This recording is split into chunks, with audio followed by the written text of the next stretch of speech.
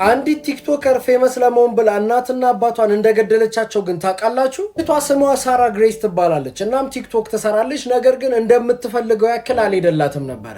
እናም እቺ ልጅ አንድ ነገር ማሰብ ትጀምራለች። ሀሳቧ ምን ነበረ? እናትና እንጀራ አባቷን በመግደል ፌመስ መሆን ነበረ። እናም አንድ ቀን ይህንን ነገር ለማድረግ ወደ ክፍላቸው ትገባና በተኙበት እናትየውም አባትየውም ላይ ተኩሳ ትገላቸውና ምንም እንዳልተፈጠረ ክፍሏ ሄዳ ትተኛለች። በነጋታው የእሷ ታናሽ እህት ወደ እናትና አባቷ ክፍል በምገባበት ሰዓት እናትና አባቷ ሞተው ደማቸው እየፈሰሰ ነበር። እናም ሳራ ምንም እንደማታውቅ በመምሰል ወደ ፖሊስ ጋር ትደውላለች። ፖሊስም በቦታው ይመጣል። በዛ ሰዓትም ሳራ እያስመሰለች እያለቀሰች ነበረ። መጀመሪያ ግን ፖሊሶቹ ምንም አልጠረጠሯትም ነበር። እናም ሳራ እናትና አባቷ እንደተገደሉባት እያስመሰለች ማለትም እያለቀሰች ምናምን በጣም ብዛት ያለው ቪዲዮዎችን ቲክቶክ ላይ ፖስት ማድረግ ትጀምራለች። እሱ ብቻ አይደለም፣ ፌመስ የሚባሉ ቲክቶከሮችን እየደወለች ኮንታክታቸውን እየፈለገች ስለኔ ቪዲዮ ስሩልኝ፣ እናትና አባቴ ተገለውብኝ ነው፣ ብዙ ሰው ስለዚህ ነገር መስማት አለበት ምናምን እያለች ብዙዎቹን እያዋራቻቸው ነበር። ልጅቷ በየቀኑ ቪዲዮ ስለምትልቅ ፖሊሶችም ግን የሆነ ጥርጣሬ ያድርባቸውና እሷን በድብቅ መመርመር ይጀምራሉ።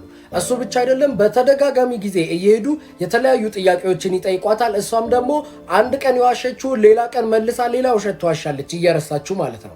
እናም ፖሊሶች በዚህ የተነሳ ከሚያስፈልጋቸው በላይ መረጃ መሰብሰብ ቻሉ። እናም ፖሊሶቹ መልሰው እቺኑ ልጅ ራሷን ቲክቶክ ላይ ፖስት ያደርጓታል። እናትና አባቷን የገደለችው ራሷ ነች፣ የገደለችበትን ምክንያት ታዋቂ ለመሆን ነው ብለው ፖስት በማድረግ በጣም እንድትጠላ ያደርጓታል ማለት ነው። ክስ ተመስርቶባትም ፍርድ ቤት ቀርባለች። ፍርዷ ባይጠናቀቅም ነገር ግን ከወዲሁ እድሜ ልክ እስራት እንደሚፈረድባት ተረጋግጧል።